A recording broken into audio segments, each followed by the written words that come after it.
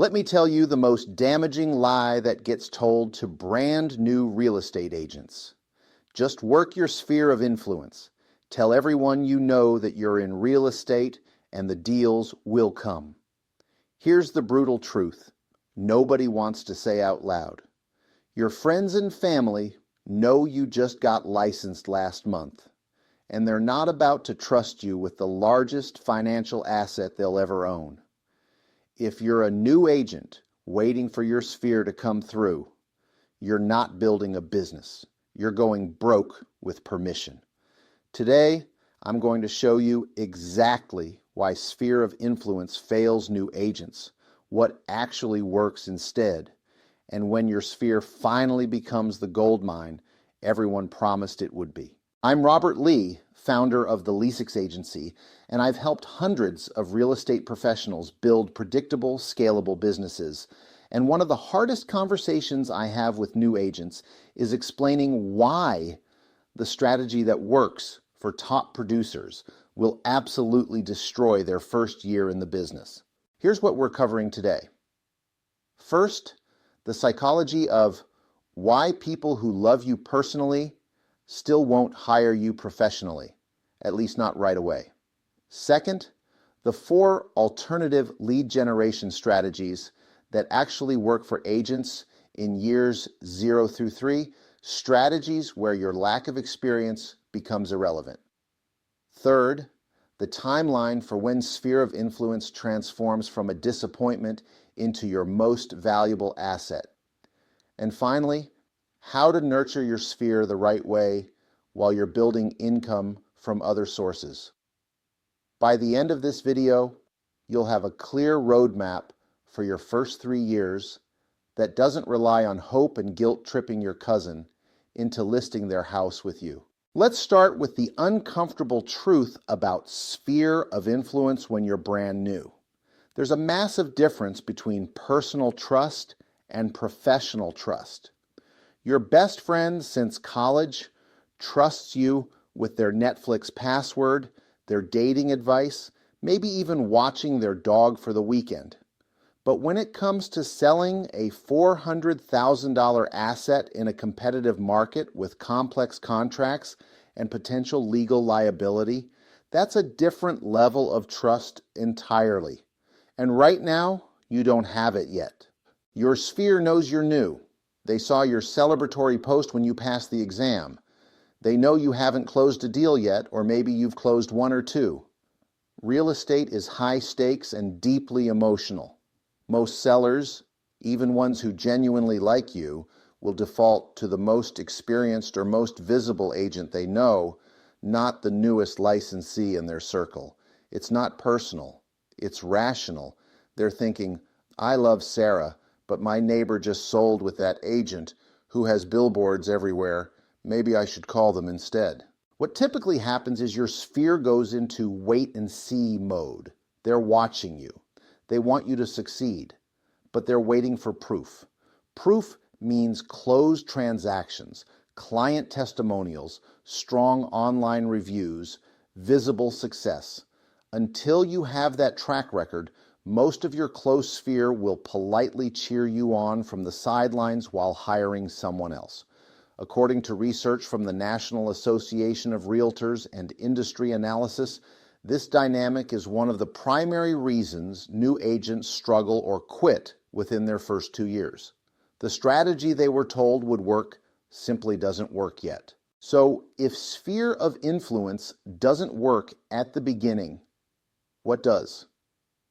Let me give you 4 proven strategies that work specifically because you're dealing with strangers or warm strangers, people where your newness matters far less than your hustle, your scripts, and your systems. Strategy number 1, geographic farming. This is where you pick one specific neighborhood, subdivision, or zip code, and you become the absolute local expert for that area. You're not trying to cover the entire city. You're going hyper-local. You send regular mailers with market updates, recent sales, and local events. You door knock consistently. You create social media content and groups focused on that neighborhood. You show up at community events, sponsor local causes, become a recognizable face. Here's why this works for new agents. You're borrowing authority from data, not from your personal resume. When you say, 3 homes just sold on Maple Street for an average of $20,000 over asking, and here's why, you sound like an expert because you have specific, relevant information. Homeowners don't care if you close 2 deals or 200 deals when you're giving them insights nobody else is providing about their own street. Consistency in one tight geographic area builds your reputation faster than trying to work everywhere at once. According to research from Hondros College and insights from top trainers, agents who farm one neighborhood intensely see measurable results within 6 to 9 months, much faster than scattered sphere efforts. Strategy number 2, expired listings and for sale by owners, also called FSBOs. These are sellers who already have their hand up. They're already motivated. An expired listing means their previous agent failed to sell their home. An FSBO means they're trying to do it themselves and often struggling. These sellers care far more about who can solve their immediate problem than how long you've been licensed. Your competitive advantage as a hungry new agent is speed of follow-up and better communication. You call faster, you text back quicker, you're more responsive than the burned-out agent who's juggling 50 deals. You show up with a clear marketing plan, professional presentation materials, and genuine care about their situation. Research from real estate trainer and prospecting experts shows that expireds and FSBOs are some of the highest converting lead sources for new agents who are willing to do the uncomfortable work of making calls and knocking doors. Most experienced agents avoid this work because it's hard. That's your opportunity. Strategy number 3, open houses. And I'm not just talking about hosting your own listings. I'm talking about hosting open houses for other agents in your brokerage, especially repeatedly in the same neighborhood. Every weekend, you're face-to-face with active buyers walking through the door, and you're meeting nosy neighbors who are future sellers checking out the competition. Here's the magic of open houses for new agents. You gain instant credibility by association. When someone walks into a beautiful listing with your brokerage sign out front, they assume you're part of a successful operation. You're not explaining that you're new. You're representing a property, practicing your scripts, and collecting real contact information for your database. You're sharpening your ability to read people, answer questions, and move conversations toward next steps. And if you consistently host opens in one area, you become known as that agent who's always at open houses on Oak Street. That's geographic farming with a turbo boost.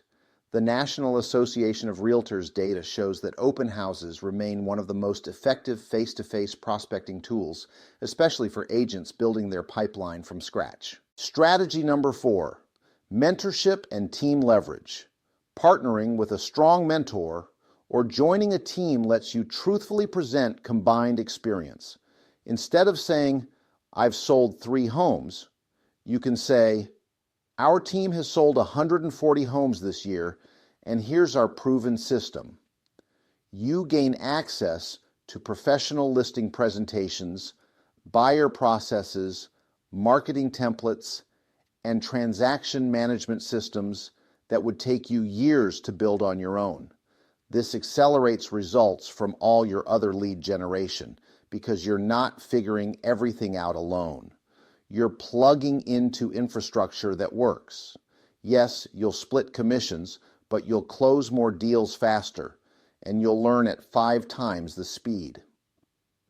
For new agents, The trade-off of slightly lower per deal income for significantly higher deal volume and better training is almost always worth it in years 1 and 2. Now I know what you're thinking. Robert, are you saying I should just ignore my sphere completely? Absolutely not. Your sphere is still worth nurturing from day one. It's just not your income strategy yet. It's a long-term asset you're building while your income comes from farming, prospecting, and open houses. Let me give you the realistic timeline for when sphere of influence actually starts working, years 0 to 2. In this phase, you're planting seeds. You announce your career change. You post market insights and educational content on social media. You share your wins, your under contract posts, your just sold celebrations, client testimonials. You stay in touch with genuine value-based messages, not just, hey, who do you know who wants to buy or sell? You're systematically keeping your name in front of your sphere, but you're not expecting much deal flow yet. The deals that do come from your sphere during years 0 to 2 are usually sporadic and often from weaker ties. That's the coworker from your old job, the acquaintance from your gym, the friend of a friend who heard you're in real estate. It's rarely your closest friends and family, at least not yet. They're still watching. Years 3 to 5. This is when everything changes. By year 3, you should have a solid portfolio of closed transactions, strong online reviews, visible social proof, and some local reputation. This is when your sphere finally sees you as a professional, not just someone trying out a new career. Industry statistics show that top producing agents eventually generate over half of their business from repeat and referral clients. But that shift typically happens after year 3, once their sphere is deep and well nurtured. When someone in your sphere is ready to move, they're no longer thinking, is Sarah experienced enough? They're thinking, Sarah's killed it the last few years. I'm definitely calling her. Your close friends and family become your biggest advocates because now they have proof to share. They're not risking their reputation by referring you. They're confident in your ability to deliver results. So, how do you nurture your sphere the right way while you're hunting for deals elsewhere? Let me give you the system. First, treat your sphere of influence as a long-term asset you're building, not a short-term revenue source. Put every single person you know into a CRM. Tag them by relationship strength and referral potential. Set up simple, systematic follow-up plans. For example, everyone gets a monthly email with market updates and valuable content. Your top-tier sphere gets a quarterly call or text with a personal check-in. You engage with their social media posts 2 to 4 times per year with genuine comments, not spammy real estate pitches. Second, showcase your competence through stories. Don't just post listing photos. Share the behind-the-scenes stories of how you protected a client's equity during a tough negotiation, how you solved an inspection issue that almost killed a deal, how you navigated a multiple offer situation to get your buyer the home they loved. These stories slowly relabel you in your sphere's mind from friend who sells houses to trusted professional they'd bet serious money on. Third, make it about them, not about you. Most agents blast their sphere with, I need referrals, I need listings, who do you know? Instead, send homeowner tips, neighborhood market trends, local news they care about, genuine check-ins asking how they're doing. You're adding value, staying top of mind, and building goodwill without being needy or salesy. According to research from Real Office 360 and industry best practices, this kind of value-first communication is what separates agents who build sustainable spheres from agents who burn out their relationships begging for business. Here's what I want you to take away from this. If you're a new agent, stop feeling guilty that your sphere isn't producing deals yet. It's not supposed to. You're not doing anything wrong. The issue is the strategy, not you. Focus your energy on geographic farming, expired listings and FSBOs, open houses, and leveraging mentorship or a team. These are the activities that generate income now while your sphere matures in the background. Stay consistent with your sphere nurturing because in 3 to 5 years, that's going to become your most valuable asset. But today, right now, your job is to build proof, build skills, and build income from people who don't care how long you've had your license. Do that, and when your sphere finally comes around, you'll already be an experienced professional ready to serve them at the highest level. Stop waiting for permission from people who love you but don't trust you yet professionally. Go earn trust from strangers. Build your business. The sphere will follow. This script was generated using an AI employee built in Claude by the Lesix agency. Video produced with HeyGen using an avatar trained on the voice and likeness of Lesix founder Robert Lee. For more information about how Lesix can grow your business, schedule a free profitability planning session at lesix.agency.